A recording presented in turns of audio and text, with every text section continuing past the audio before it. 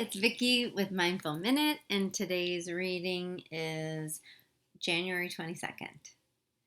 It says, not to. To reach a chord, just say not to, and it's TWO by Sang San. Almost 1400 years ago, one of the first Chinese sages we know of offered this brief retort to those who pestered him for advice. Not to. TWO.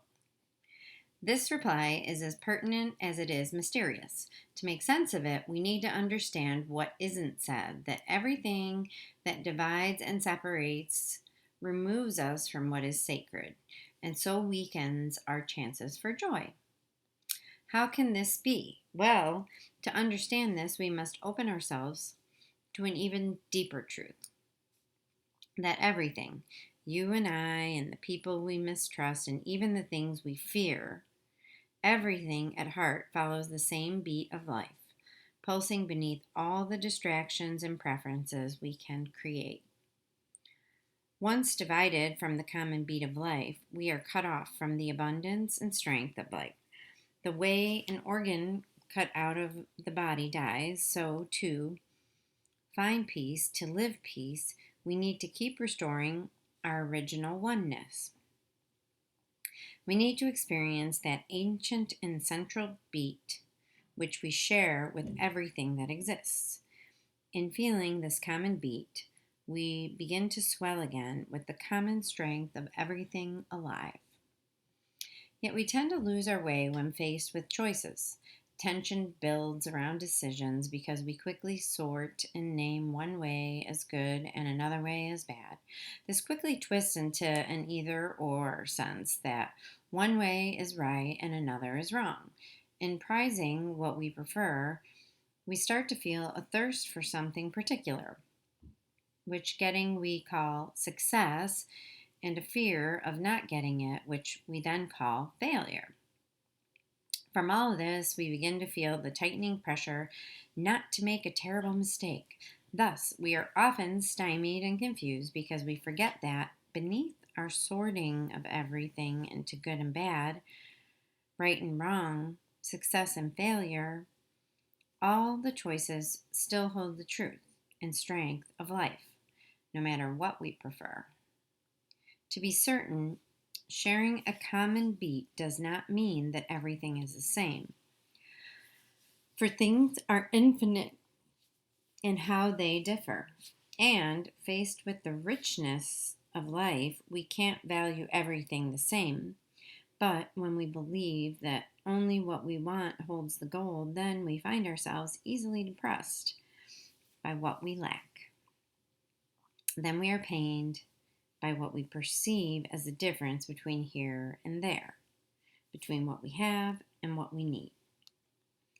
We still need to discern the 10,000 things we meet, but holding them to the light of our heart, we can say, not two, only one, and realize there are no wrong turns, only unexpected paths.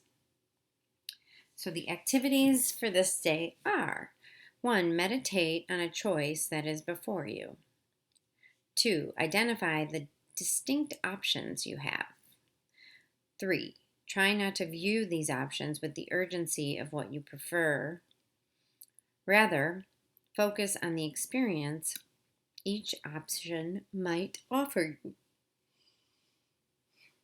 And try not to attach your sense of identity to any one option.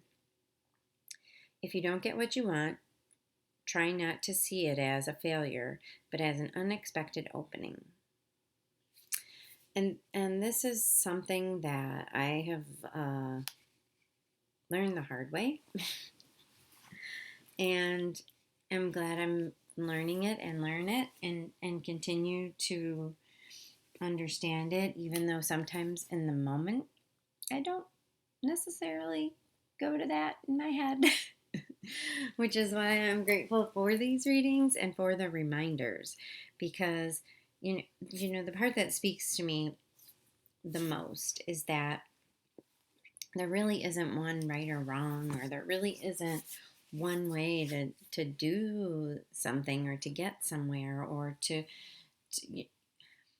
I think what it boils down to, and what I've learned in recovery most of all, is that there is no one way, and there is usually not a destination, because once you get to one success, if we're talking about success as he is in this reading, then you want something more.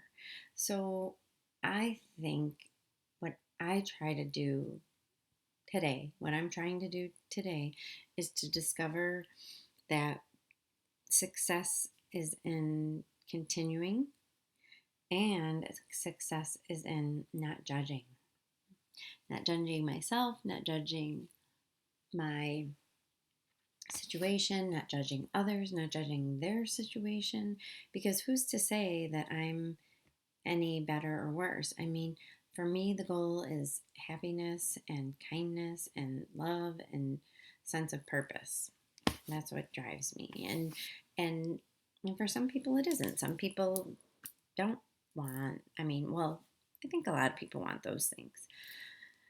But they all are different, that all looks different. Happiness looks different from person to person. Success looks different from person to person. So I guess what my goal is today is that I am going to focus on being here where I am with as little judgment as I possibly can. Not to say that I won't be motivated to drive, to be excited, to be, you know, um, to have wins, right? But to me, the ultimate win, is in being okay with all this and the inside. So it's a great reading. And I hope you have a wonderful day. And I will be back again tomorrow. So be well and namaste.